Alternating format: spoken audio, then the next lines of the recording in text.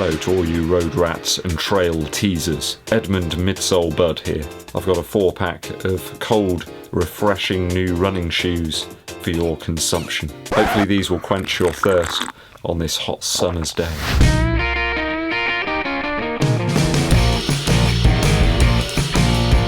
Welcome back to the channel, guys, or if it's your first time here, make sure you hit that subscribe button. Nice to see you nice. As always, we need the yay or nay explainer at the start of the show. So this is a show which isn't about saying whether a shoe's great or terrible or not. It's a show where I explain whether I'm going to test the shoe out in the near future. I give my reasons behind my choice. So I'm not saying it's good, I'm not saying it's bad, it's just whether I'm going to test it out or not. There might be another shoe tuber out there that can do the shoe more justice than me. Are we clear? Then let's begin. First up today is the Altra Torin 5, a shoe suggested by the viewer Eagle Mountain. This one's for you. So we got a 0 drop offering for those needing a little bit more toe box width. I think you got 28mm of stack across the board here, and I'm always intrigued by Altra's outsole setup, where they got those rubber strips that mimic the bones in the foot. We've got foam of the Ego Max variety here. I don't know what's in it. It's not an awful lot of information about it, but I would suggest it's some type of rubberized EVA. That's certainly what the Ego Max stuff felt like on the other Ultra shoe that I tried out last year. I think this one's really aimed at being a more maximally cushioned sort of shoe, but for those that still want something that's reasonably light. In a US size 9, it's coming in at around about 9 ounces or 255 grams. So despite that cushion, it's still within the reasonable category of weight. Sounds like for a US 11, it's about 270 grams. So yeah, I mean, it could even be sub 300 for my size, which is bonkers. I think the Torin 4.5 was round about 130 Earth credits at retail here in the UK. I'm still looking for a more maximally cushioned shoe that doesn't give me massive blisters on my big toes. You know, we all know what happened when I tried the Invincible run out. I'm not sure a 0 drop shoe perhaps is the best route for me to go for a max cushion shoe. I do seem to struggle in those. I just don't think I need all the cushion, but I wouldn't mind trying to pick something up for my long runs at some point. So I think for the time being it's a nay from me for the Torin 5.0. I think I'll wait to hear a little bit more about the shoe first when it finally drops here in the UK. I've got a feeling I might change my mind on that one. Shoe 2 today is the New Balance FuelCell RC Elite 2. It seems like it's finally dropped here in the UK. I know it's been out in the US for a little while, maybe a week or so. We always seem to get the New Balance shoes a little bit later here in the UK. Actually, that's not true because the Rebel 2 dropped before the US, so I don't know how they work it. It's very strange. So my big issue with this shoe is the change in the outsole. I really liked the outsole on the original version. I mean, it was just biting any surface, it just bit into it. Absolutely stellar. Already I've heard from a couple of viewers that have had some issues using the V2 on some wet surfaces. They reckon it was really slippery, and I've got a feeling that my fears have been realised. You always find that when real world runners get hold of a shoe, you start hearing a few more things about it. It's not so much an advert anymore as, you know, real honest experiences. When people have paid some big dough for a shoe, they expect some big performance, and yeah, they're a little bit underwhelmed. So the traction was a big attraction to me in the RC Elite version 1. Do I want to shell out another 210 Earth credits on a shoe that's potentially not as good? Probably not. Is it moving away from that light, airy and grippy V1? I mean, it looks like a top-line shoe, doesn't it? It does look the part. It looks like a magic show in a shoe. You could expect Paul Daniels to pop out of it and wave his wand around and Whizbit might appear. I think it only weighs 219 grams in that classic US size 9, so yeah, might be a bit heavier. I think this was about 237. Damn, I was a gram out. I'm gonna have to punish myself. 238 grams in my UK size 11.5, so yeah, it might be a little heavier, this V2. Seems as if there's a bit of a confusion about the drop of the shoe as well. I see some places say 8mm, the actual New Balance site itself says 10mm, so who knows? I'm a bit on the fence about this one, guys. It looks like a chocolate wrapper of a shoe. Is it one that I should leave others to salivate over? I mean, they only released a new version of the V1, a new colourway, the other day for 209 Earth credits, so what's going on there? Are they going to have both of them available for a while? Bit on the fence here, so I'm going to call this one a horse till. Like I'm going to have both. So somewhere in the middle. Don't know. Depends, if loads of people want me to test it out, then I'll grab a pair and see what I think. So let me know if you want me to test it out. I've got a poll running at the moment up on the community section of the channel, so go and cast your vote. If you're wondering what the strange noises were during that last section of the video, I've had to lock Beast out of the shoe sanctuary because of several minor indiscretions. I'm not going to tell you what they are until it's been proven that it was Beast, but there has been some damage sustained to a shoe, and you know, it's just not good enough. Quite frankly, you know, you pay good money for security and damage occurs to the shoes. And there was only one person in here.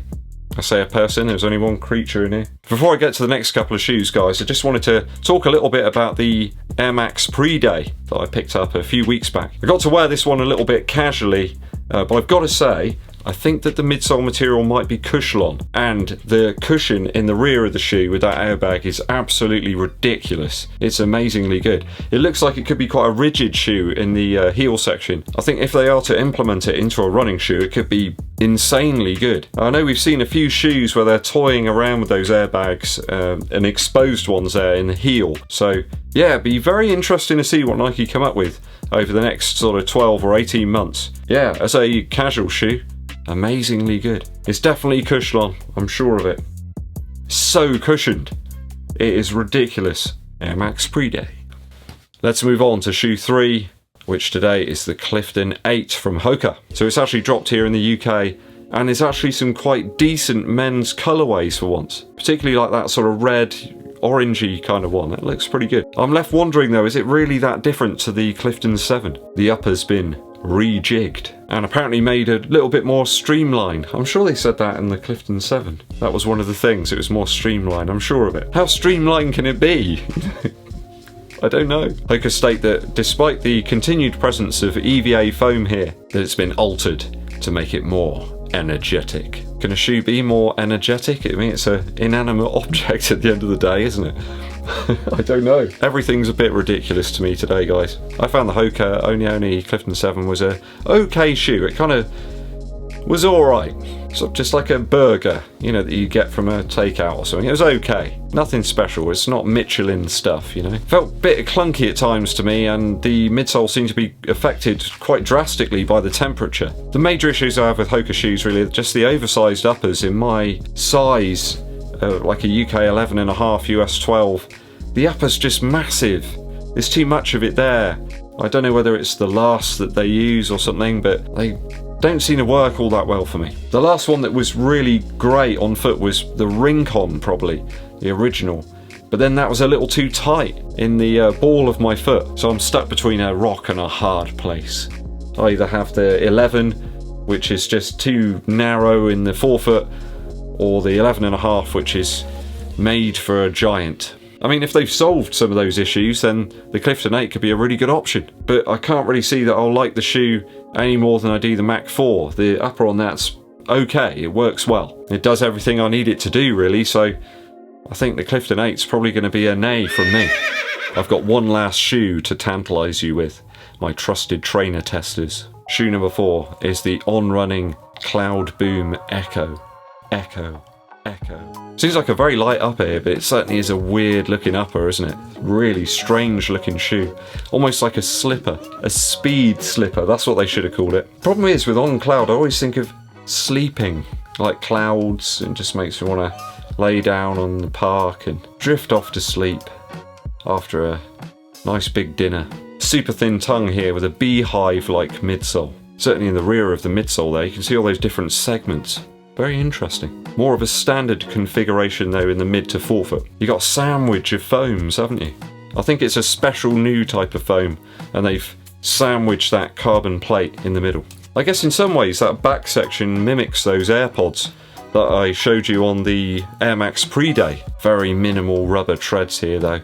Almost nothing in the forefoot, and just a couple of sections in the rear of the shoe. Of course we can see the carbon plate exposed in the belly of the beast. Though their website actually says it's a carbon infused plate, which sounds to me a little bit like the one that we had in the Nike Zoom Fly original. At 170 it's a touch cheaper than some of the other carbon models, and that's only a good thing, isn't it? Because You know, they're getting more and more expensive all the time. I don't think this one I'll pursue without first trying some other on-running shoes out. I think it'd be madness to just go straight in with a model like this. I think with on-running it's perhaps about trying one of the base models first, and I'm not a gambling man. So it's probably a nay from me. I think some other shoe tubers will probably do it more justice. Okay, that's the 4 shoes in today's yay or nay. What do you make of them, guys? Is it a yay or nay for you? Let me know down in the comments. A quick musical interlude for you. I've noticed recently I use Apple Music and there's some little icons appeared above some of the albums I've been listening to. They got like a high-res lossless format now, and also an Apple Digital Master icon as well on some of the albums. And the sound quality is really good, although I have noticed that I'm getting dropouts in certain areas of the town where I can't download the track fast enough. I guess you can kind of bypass that by downloading it when you're at home or on Wi-Fi or something, but yeah, it's just something to consider. And some of the tracks sound really, really good. You can pick some additional details out there. It really is worth it. One such collection that does sound really good is Kurt Weill's 2015 album, Believe I'm Going Down. Pretty Pimpin' is a superb track. I can almost see Kurt Weill before me in his Adidas high tops, plucking away at his Jaguar. That's a guitar, not the cat. I really love Wheelhouse as well. It's one of those albums, this, that can really work for a long run. You put that on and just zone out, especially when it's hot. I'm not sure what it is about Kurt Weill albums. They always remind me of the heat and the summer. All in a day's work and Stand Inside are worth checking out on here as well, guys. Do go and take a listen. Kurt Weill's 2015 album, Believe I'm Going Down. It's warming up here in the shoe sanctuary. I'm going to have to seek refuge elsewhere. Thanks for tuning in, guys. If you haven't done so already, please hit that subscribe button and click the bell below for notifications of when we launch those new videos for you. It also really helps the channel out if you give this video a thumbs up, like, and share it with your running buddies. My name's EDDBUD, and I'll be seeing you